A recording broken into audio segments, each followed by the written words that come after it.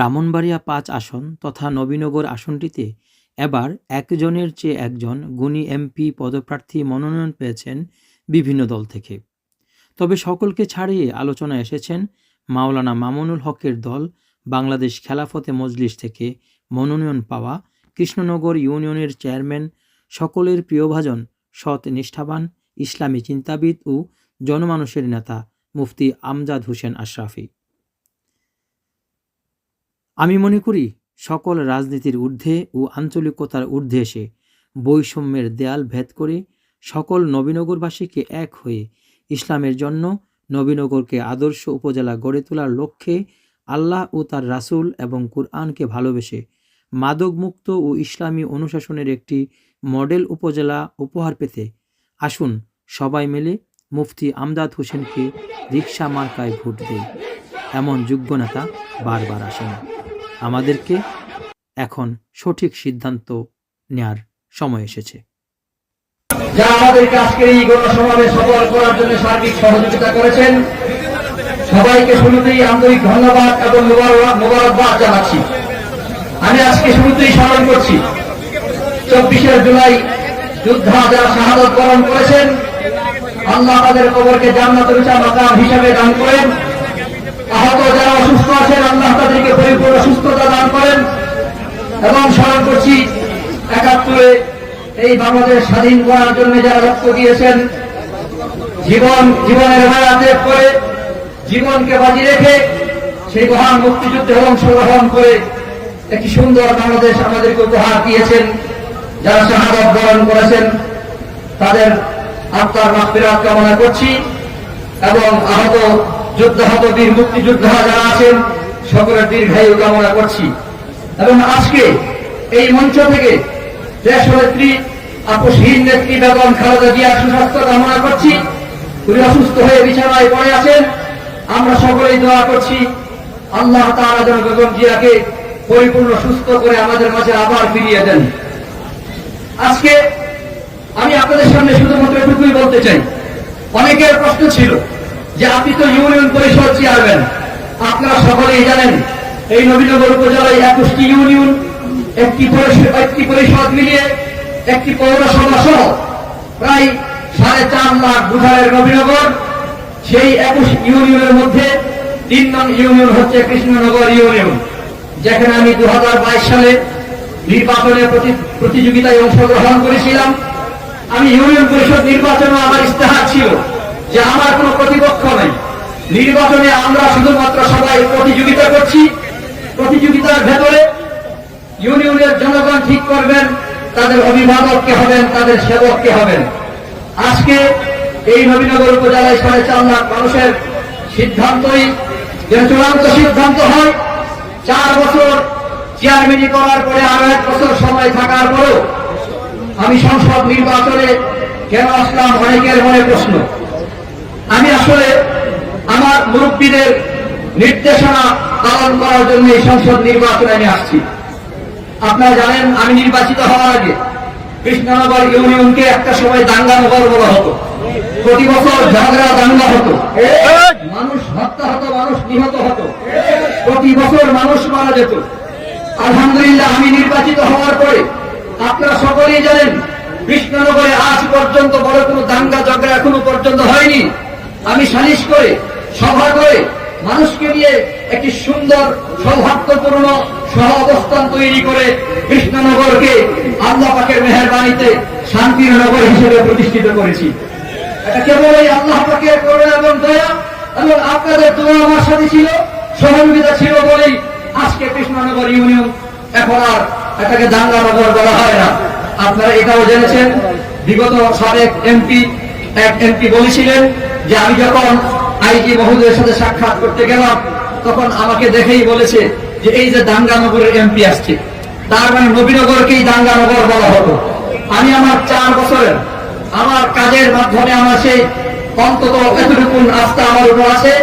যদি আল্লাহ আমাকে কবুল করেন, আপনাদের সহযোগিতা পাই, আপনাদের সমর্থন পাই, সমর্থন পেয়ে যদি বাংলাদেশ মহান সংসদে জাতীয় নির্বাচনে অংশগ্রহণ করে আপনাদের সমর্থনে যদি সংসদে যেতে পারি, তো নবীনগরকে আর বাংলাদেশে কেউ জাঙ্গানগর বলতে পারবে না। ইনশাআল্লাহ 4 বছর লাগবে না, শুধুমাত্র 6 মাসের ভেতরেই প্রমাণ করব নবীনগর শান্তির নগর, নবীনগর নবীদের নগর, নবীনগর নবীদের ওয়ারিস আলেম ওলামাদের নগর, নবীনগর শিক্ষিত মানুষের নগর, নবীনগর উন্নয়নের নগর। আমার মনের ব্যথা, আমার অন্তরের সবচেয়ে বড় ব্যথা হলো এই নবীনগরের অনেক মানুষ, অনেক গ্রাম এখনো পর্যন্ত নবীনগর থেকে বিচ্ছিন্ন।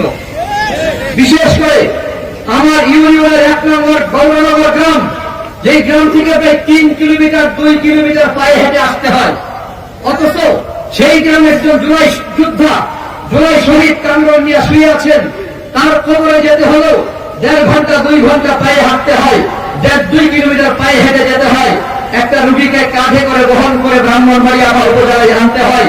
এমন নবীনগরে অনেকগুলো গ্রাম আছে, প্রত্যেকটা ইউনিয়নে এমন অনেক পাড়া মহল্লা আছে যেই গ্রামগুলোর আজও পর্যন্ত রাস্তার কোনো সংযোগ নাই। ছোট্ট একটা ব্রিজ কারবারের জন্য নবীনগর থেকে বিচ্ছিন্ন। আমি আজকে অনেক কথা বলা দরকার ছিল, স্পষ্ট ভাষায় যেটা বলতে চাই, আল্লাহ যদি আমাকে তৌফিক দেয় তো নবীনগরের কোনো একটা গ্রাম নবীনগর থেকে বিচ্ছিন্ন থাকবে না। প্রত্যেকটা গ্রামের রাস্তা পাকা হবে, প্রত্যেকটা কালভার্ট ব্রিজ নির্মাণ হবে। 50 বছরের কাজ ইনশাআল্লাহ 5 বছরই করে সেটা প্রমাণ করবে ইনশাআল্লাহ। কারণ একটাই কথা, আমাদের দুর্নীতির সাথে কোনো সম্পর্ক নাই। আমার 4 বছরের চেয়ারম্যানকে আপনারা তদন্ত করেন, ইউনো মহোদয়কে জিজ্ঞাসা করেন, এসিএম মহোদয়কে জিজ্ঞাসা করেন, আমার সহযোদ্ধা আর 20 জন চেয়ারম্যানকে জিজ্ঞাসা করেন, আমার পরিষদে আর 12 জন মেম্বার আছেন, সচিব আছেন। আপনারা তদন্ত করে দেখেন, চুলচেরা বিশ্লেষণ করে দেখেন, আমজাদ হোসেন আশরাফির নামে 1 টাকার দুর্নীতির প্রমাণ কেউ দিতে পারবে না ইনশাআল্লাহ। সেই হিসেবে আমি এই কথা বলতেই পারি, দুর্নীতি মুক্ত, দুঃশাসন মুক্ত একটি সুন্দর নবীনগর গড়ার জন্য আমি আপনাদের সকলের আন্তরিক মহাব্বত চাই, ভালোবাসা চাই, সমর্থন চাই, দোয়া চাই। আমি সর্বশেষে বলবো, এই নবীনগরে আরো যারা প্রার্থী আছেন, কেউ আমার প্রতিপক্ষ নয়, কেউ আমার বিপক্ষের নয়। আমি সবাইকে বলবো, তারা আমার ভাই, ওনারা আমার পাশে থাকবেন, আমি ওনাদের পাশে থাকবো, একসাথে হাঁটবো, একসাথে চলবো, একসাথে সকল মার্কার পরিচয় করে দেব। যাচাই করার দায়িত্ব আপনাদের, সিদ্ধান্ত নেওয়ার দায়িত্ব আপনাদের। নবীনগরের 4.5 লাখ ভোটার সিদ্ধান্ত নেবে তাদের সেবক সংসদে কে যাবে। অতএব আমি সকলের সুস্বাস্থ্য কামনা করছি। আমার লম্বা চড়ার কথা নয়, যারা কষ্ট করে এখানে আসছেন, আমি সকলের সুস্বাস্থ্য কামনা করছি, বিনয়ের সাথে ক্ষমা প্রার্থনা করছি। এখনো পর্যন্ত প্রত্যেকটা মানুষের সাথে যেভাবে আমার যোগাযোগ করার দরকার ছিল, এই কোন সমাবেশের দাওয়াত পৌঁছানো দরকার ছিল, আমি পরিপূর্ণভাবে অল্প সময়ের মধ্যে করেছি। সময় কম হিসেবে সবার কাছে যেতে পারিনি, এজন্য লিল্লাহ আল্লাহর হস্তে আমি সবার কাছে ক্ষমা চাই এবং আমাদের সকলের সৌহার্দ্যপূর্ণ সহ অবস্থানের একটা নবীনগর প্রতিষ্ঠিত করতে চাই। এই নবীনগরে কোন দলীয়করণ করা হবে না।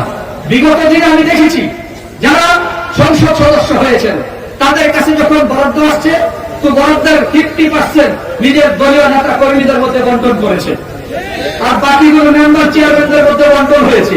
আমি কথা দিলাম, জনপ্রতিনিধি যারা হবে তাদের মাধ্যমে পরিপূর্ণ বন্টন করে এই নবীনগরের সুষম বন্টনের মাধ্যমে প্রত্যেকটা উন্নয়ন কাজ করা হবে।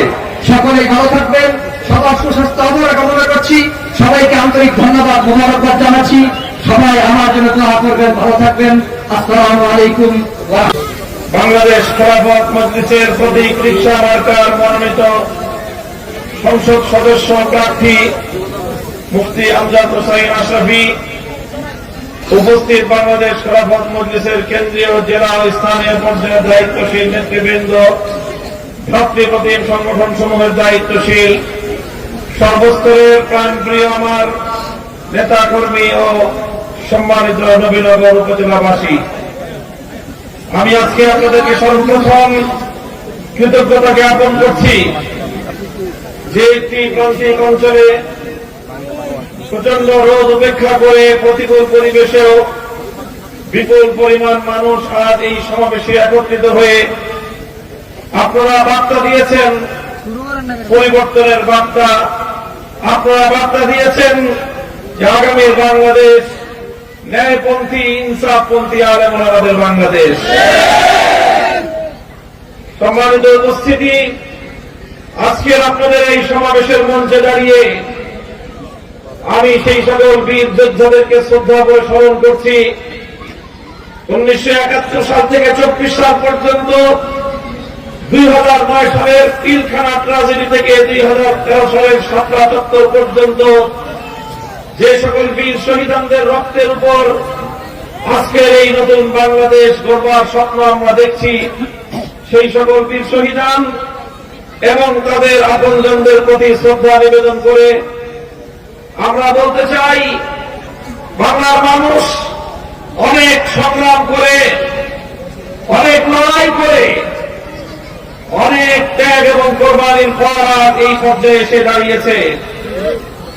আমরা 1905 সালে আমাদের এই পূর্ববঙ্গ তথা আজকের বাংলাদেশের মানুষের ভাগ্যোন্নয়নের জন্য কলকাতার আধিপত্য থেকে স্বাধীনতা লাভ করবার জন্য বঙ্গভঙ্গ করেছিলাম। দুর্ভাগ্য আমাদেরকে পিছু ছাড়েনি। আমরা আমাদের সেই অর্জনের কিছুদিনের মধ্যে আবার ষড়যন্ত্রমূলক ভাবে বঙ্গভঙ্গ রদ করে এই পূর্ব বাংলা অর্থাৎ বাংলাদেশের মুসলিম জাতিসত্তার উন্মেদ ঘটাবার ক্ষেত্রে প্রতিবন্ধকতা তৈরি করা হয়েছিল, যার জবাব দেশের মানুষ দিয়েছিল। ব্যালটের মাধ্যমে 1947 সালে দিল্লিকে লঙ্কা দেখিয়ে ভারত থেকে বিচ্ছিন্নতা অবলম্বন করে এই জনপদের মানুষ একটি স্বাধীন স্বকীয় নিজেদের আদর্শের এবং নিজেদের অনুভূতির উপর নিজেদের ইচ্ছা এবং অভিপ্রায়কে বাস্তবায়ন করবার লক্ষ্যে একটি ভিন্ন দেশ গড়ে তোলে। তাদের স্বপ্ন ছিল এদেশে আল্লাহর কোরআনের শাসন কায়েম হবে। এদেশের মানুষের স্বপ্ন ছিল 47 সালে যে তারা ইসলামের সোনালী শাসন ব্যবস্থা উপহার পাবে। কিন্তু আমারও এই জাতির সঙ্গে প্রতারণা করা হল। 47-এর পর পশ্চিম পাকিস্তানের খান পাঠানরা 24 বছর পর্যন্ত শাসনের নামে আমাদেরকে শাসন করেছে, অধিকারের নামে আমাদের উপর জুলুম করেছে। বাংলার কোরআনের শাসন ব্যবস্থার কথা বলে বাংলার মানুষকে তাদের প্রাপ্য ন্যায্য অধিকার থেকে বঞ্চিত করে দেশ এবং জাতির সঙ্গে তারা গাদ্দারি করেছে। তাই গাদ্দারির পরিণাম সেই পশ্চিম পাকিস্তানি খান পাঠানদেরকে 1971-এর মহা মুক্তিযুদ্ধের মধ্য দিয়ে ছাতা পেটা করে দেশ থেকে বিতাড়িত করা হয়েছে। এদেশের মানুষ স্বপ্ন দেখেছিল 71-এর মহা মুক্তিযুদ্ধের বিজয়ের পর এবার বুঝি আমরা একটু স্বস্তিতে, একটু শান্তিতে, একটু অধিকার নিয়ে, একটু সম্মান মর্যাদা নিয়ে মনে হয় আমরা বিশ্ব দরবারে মাথা উঁচু করে দাঁড়াতে পারবো। কিন্তু দুর্ভাগ্য আমাদের কিছু ছাড়েনি। 71 থেকে 2024 সাল বাংলাদেশকে যারাই শাসন করেছে তারা আমরা দেখেছি লক্ষ্য করে বিদেশি আধিপত্যবাদের কাছে তারা মাথা নত করে বাংলার মানুষের অধিকারকে তারা ডিঙিয়ে দিয়েছে। এদেশের মানুষ মর্যাদা নিয়ে বিশ্ব দরবারে মাথা উঁচু করে দাঁড়াতে পারেনি। ভারতীয় সংবিধানের মূলনীতিগুলোকে বাংলাদেশে সংবিধানে স্থাপন করার মধ্য দিয়ে বাংলাদেশকে অন্য রাষ্ট্রের অন্য রাজ্যে পরিণত করবার নানা ধরনের আয়োজন চালানো হয়েছে। মুখ রোচক স্লোগান পরিবর্তন হয়েছে, শাসকের চেহারা পরিবর্তন হয়েছে, শাসক দলের দলীয় প্রতীক আর দলীয় মার্কার পরিবর্তন হয়েছে, বাংলার মানুষের ভাগ্যের পরিবর্তন হয় নাই। এই করতে করতে আসলো আমাদের 2024 সাল। 2013 সালে হেফাজতে ইসলাম বাংলাদেশ আল্লাহ নবীর ইজ্জতের হেফাজতের জন্য শাপলা চত্বরকে নিজেদের রক্ত দিয়ে রঞ্জিত করে বাংলার পবিত্র রাজধানীকে ধুয়ে মুছে সাফ করেছিল। এদেশটাকে সুন্দর সোনালী দেশ, সোনার মদিনার আদরে সবুজ বাংলাদেশ গড়বার স্বপ্ন নিয়ে লক্ষ লক্ষ জনতা শাপলা চত্বরে জমায়েত হয়েছিল। কিন্তু তাদেরকে রক্ত দিয়ে ফিরে আসতে হয়েছিল। সেদিনই আমরা বলেছিলাম শাপলা চত্বর থেকে আমরা পালিয়ে যাইনি, বরং শাপলা চত্বর থেকে এক নতুন চেতনা নিয়ে বাংলার 56,000 বর্গ মাইল আমরা ছড়িয়ে পড়েছি। 2024-এর বিপ্লব হলো 2024-এর বিপ্লব হলো এদেশের 4 কোটি ছাত্র জনতা বৈষম্য বিরোধী এক বাংলাদেশ গড়বার জন্য তারা হাতে হাত রাখলো। স্কুল, কলেজ, আলিয়া মাদ্রাসা, ইউনিভার্সিটি থেকে কওমি মাদ্রাসা পর্যন্ত বাংলার 4 কোটি ছাত্র জনতা হাতে হাত রেখে তারা এক নতুন বাংলাদেশের স্বপ্ন নিয়ে ঐতিহাসিক জুলাই বিপ্লব সাধন করল। সকলে বসে মাথা হোক, আমি আমার সমাপ্ত বক্তব্য শেষ করব। মাদ্রাসাগুলো থেকে ছাত্ররা যখন দলে দলে আন্দোলনে অংশগ্রহণ করে তখন অনেকেই জিজ্ঞাসা করেছিল, মিডিয়ার সাংবাদিক বন্ধুগণ, আইন শৃঙ্খলা রক্ষাকারী বাহিনীর সদস্যরা তাদেরকে প্রশ্ন করেছে যে এটা তো কোটা বিরোধী আন্দোলন, তো তোমাদের তো সরকারি চাকরি নাই, তোমরা এই আন্দোলনে কেন অংশগ্রহণ করেছ? তোমাদের তো আর কোটা থাকলেই কি না থাকলেই কি? আমাদের মাদ্রাসার ছেলেরা যখন জবাব দিয়েছিল, আমরা আমাদের নিজেদের স্বার্থে আন্দোলনে আসি নাই, আমার ভাইদেরকে যারা নির্মমভাবে গুলি করে হত্যা করেছে ওই বিশ্ববিদ্যালয়ে, ওই কলেজের ছাত্রদেরকে আমার ভাইয়ের রক্তের প্রতিশোধ নেওয়ার জন্য আমরা রাজপথে নেমেছি। আমি বলতে চাই, এদেশের আলেম সমাজ তারা যতটুকু রাজনীতি করে আল্লাহর জন্য করে, দেশের মানুষের স্বার্থ রক্ষা করার জন্য, মানুষের অধিকার আদায়ের জন্যই তারা রাজনীতি করে। প্রিয় ভাইরা আমার, বাংলাদেশ অযুত সম্ভাবনাময় একটা দেশ। এই দেশের স্বাধীনতা পরবর্তী সময় থেকে আজ পর্যন্ত যতটুকু উন্নয়ন আপনারা দেখেন, এর সিংহভাগ প্রায় পুরোটাই এদেশের সাধারণ মানুষের মেহনত এবং পরিশ্রমের ফসল। আপনারা লক্ষ্য করে দেখবেন, তুলনা করে দেখবেন যে পাবলিক সেক্টর, সরকারি খাতগুলোর কি অবস্থা আর প্রাইভেট খাতগুলোর কি অবস্থা। প্রত্যেকটা সরকারি খাত দুর্নীতির আকারে পরিণত হয়েছে। কোনো একটা সরকারি খাত থেকে দেশের কোন উন্নয়ন হয় না, লাভ হয় না। আজকে রেল গিয়ে দেখেন, সরকারি খাত দুর্নীতিগ্রস্ত, লাভ হয় না। বিমান দেখেন, বাংলাদেশের হাজার হাজার কোটি টাকা খরচ হয়, কোন লাভ হয় না। অথচ একই খাতে যখন প্রাইভেট বিনিয়োগ হয়, প্রাইভেট কোম্পানি যখন বিমান চালায়, ফ্লাইট চালায়, তারা কোটি কোটি টাকা ইনকাম করে, লাভ করে। সরকারি খাত যখন সেই বিমান চালায়, লস হয়। প্রাইভেট সেক্টর থেকে রেল চালালে সেই রেলে লাভ হয়, সরকারি সেক্টর থেকে রেল চালালে সেই রেলে লস হয়। প্রাইভেট সেক্টর থেকে মিল কারখানা চালালে সেখান থেকে লাভ হয়, মুনাফা হয়। সরকারি খাত থেকে মিল কারখানা চালালে শুধু লস আর লস, গচ্চা আর গচ্চা। কারণটা কি? কারণ একটাই, বাংলাদেশের রাষ্ট্র ব্যবস্থায় বিগত 55 বছর পর্যন্ত যারাই রাষ্ট্র পরিচালনা করেছে, দেশটাকে দুর্নীতিমুক্ত করতে পারে না। আমি আপনাদেরকে ইমানদারির সাথে একটা প্রশ্ন করব, আপনারা আমাকে না, নিজের বিবেককে জবাব দিবেন। বরঞ্চ বাংলাদেশের সরকারি অফিস আদালতে যে আপনারা যদি কাজ করতে যান, ঘুষ ছাড়া, কোন উৎকোচ ছাড়া কত পার্সেন্ট কাজ আপনারা পান বলেন? এটা আপনারাই বলছেন 1% কাজও পাওয়া যায় না। কারণটা কি? কারণ একটাই, অব্যবস্থাপনা। কারণ একটাই, সরকারগুলো আর একেবারে আকণ্ঠ মাথা থেকে পা পর্যন্ত পুরোটাই দুর্নীতিতে নিমজ্জিত থাকে। তাই এই দেশে যা উন্নতি হয়েছে, দেশের জনগণের নিজেদের মেহনত এবং পরিশ্রমের ফসল। আমার দেশের গার্মেন্টসে আমার বোনেরা, আমাদের ভাইয়েরা, তারা মাথার ঘাম পায়ে ফেলে গার্মেন্টসে কাজ করে, তারা মেহনতকে উপার্জন করে, আর সেই উপার্জনের পয়সা দিয়ে তারা যখন চাল, ডাল, তেল, নুন কিনতে যায়, সেখান থেকে ভ্যাট কেটে সরকারের কোষাগার ভরা হয়। আমার বিদেশের বসবাসরত প্রবাসী ভাইয়েরা রক্ত পানি করে দেশে রেমিটেন্স পাঠায়। আমাদের সেই রেমিটেন্স যোদ্ধাদের পাঠানোর ইলিগাল কায়দার দুর্নীতি করে বিদেশে পাচার করে।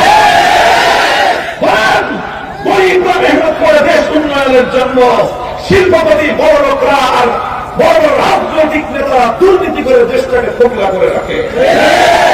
ভাই, আর উন্নয়নের গল্প শোনায়, উন্নয়নের গল্প শোনায়, বলে যে এখন তো পার ক্যাপিটা ইনকাম বাড়তেছে, মাথা পিছু আয় নাকি বাড়তেছে। মাথা পিছু আয় মানে কি? মানে গড় ইনকাম বেড়ে গেছে। গড় ইনকামের অবস্থা বুঝেন? একজনে গেছে একটা খাল পার হইতে, খাল পার হতে গেছে, ও জিজ্ঞাসা করছে একজন কৃষক, ভাই এই খাল পার হওয়া ধরে ঠাই আছে? বলছে না, আমার ঠাই নাই, খালের মাঝখানে 5 থেকে 6 হাত পানি পার হতে পারবেন না। বলেছে না না, তুমি হিসাব জানো না, হিসাব আমি করে দেখাই। তো কি হিসাব করবেন? তাই খালের মাঝখানে মাত্র কয় হাত পানি? খালের মাঝখানে দেখা গেছে 5 হাত পানি। কয় খালের ওই পারে কয় হাত পানি? 1 হাত পানি। খালের এই পারে কয় হাত পানি? 1 হাত পানি। কয়বার 3 করে যোগ দাও, 5 আর 1 যোগ 1 হলো 7। তো 3 জায়গা থেকে পানি নিছ, এবারে 3 দিয়ে ভাগ দাও, 7 কে 3 দিয়ে ভাগ দেওয়ার পরে দেখে মাত্র 2.5 হাত পানি। তাহলে এই খালে গড় পানি আছে 2.5 হাত, খালি 2.5 হাত পানি আমার হাঁটু পর্যন্ত, খাল পার হতে সমস্যা কোথায়?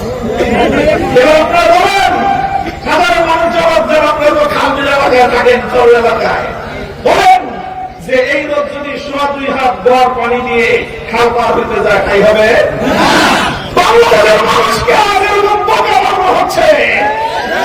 উন্নয়নের গল্প বলা হয়, উন্নয়ন হয় তাদের যারা ক্ষমতার কাছাকাছি থাকে, তাদের উন্নয়ন হয় তাদের যারা আন্দোলন করে মারা হতে পারে, তাদের উন্নয়ন হয় তাদের যারা দুর্নীতি করে দেশের টাকা বিদেশে নিয়ে সুইস ব্যাংকে ব্যাংক ব্যালেন্স করতে পারে, উন্নতি হয় তাদের। গরিব মানুষ, মেহনতি মানুষ, তারা কষ্টার্জিত অল্প সম্পদ উপার্জন করে, তাদের ইনকাম 10 টাকা বাড়লে জিনিসপত্রের দাম বাড়ে 20 টাকা। দৌড়ায় বাড়ে না। বলবেন হুজুর উপায় কি? একটাই উপায়, একটাই উপায়।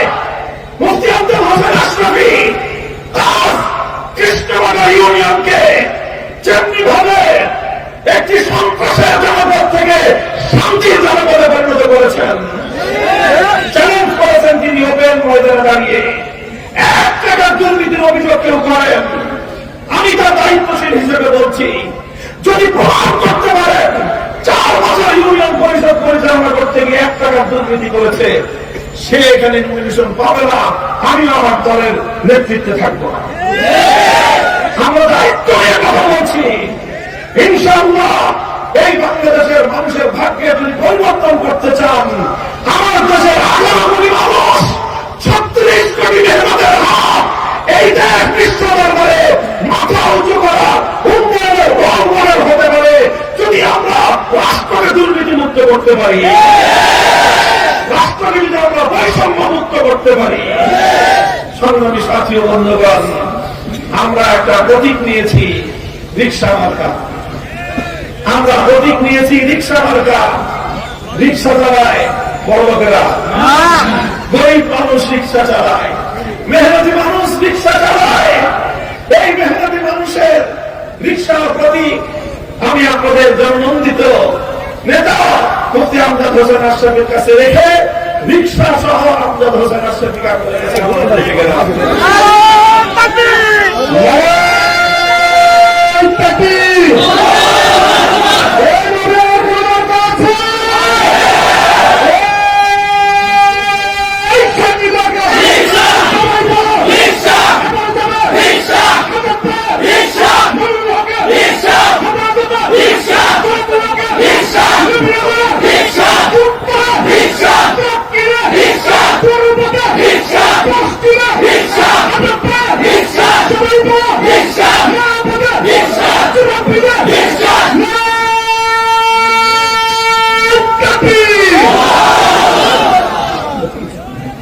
ভাই, আমরা রিকশা প্রতীক কেন নিলাম?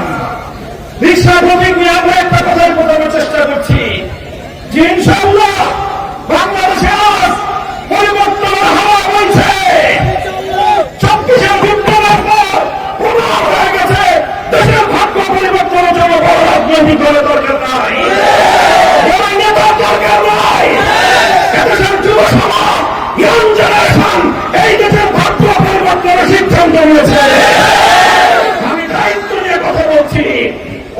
রঙের বাংলাদেশ আপনারা দেখেছেন, অনেক নেতা অনেক দলের বাংলাদেশ দেখেছেন। আমরা কম করেছি আগামীর বাংলাদেশ হবে ইসলামের বাংলাদেশ। আমাদের স্লোগান ধর্ম বর্ণ ভিন্ন মত সবার জন্য খেলাফত। হিন্দু বৌদ্ধ খ্রিস্টান মুসলমান প্রত্যেক ধর্মের মানুষের মৌলিক অধিকার নিশ্চিত করে শান্তি সমৃদ্ধি সামনের বাংলাদেশ ইনশাআল্লাহ উপহার দেব। আমরা থাকবেন আমাদের সাথে ইনশাআল্লাহ। রিকশাওয়ালা ভাইয়েরা, রিকশাওয়ালা ভাইদেরকে আমি বিশেষভাবে বলি, আপনাদের দল এবার ক্ষমতায় ইনশাআল্লাহ অংশীদার হবে। রিকশাদার রিকশাওয়ালা ভাইয়েরা, ভ্যান গাড়িওয়ালা ভাইয়েরা, নৌকার মাঝি ভাইয়েরা, ঠেলাগাড়ি চালকেরা, কৃষক শ্রমিক, ইনশাআল্লাহ আগামীর বাংলাদেশ আপনারাই করবেন। আপনাদের মতামত দিয়ে সুন্দর বাংলাদেশ গড়ে তোলা হবে ইনশাআল্লাহ। সেই সাথে ব্রাহ্মণবাড়িয়া 4 আসন কসবা খাওয়া থেকে আমাদের হাফেজ আহমদ ভাইয়ের হাতে আমি রিকশা তুলে দিলাম। ইনশাআল্লাহ আপনারা আমাদের ভাইদেরকে সহযোগিতা করবেন ইনশাআল্লাহ। আলহামদুলিল্লাহ রাব্বিল আলামিন।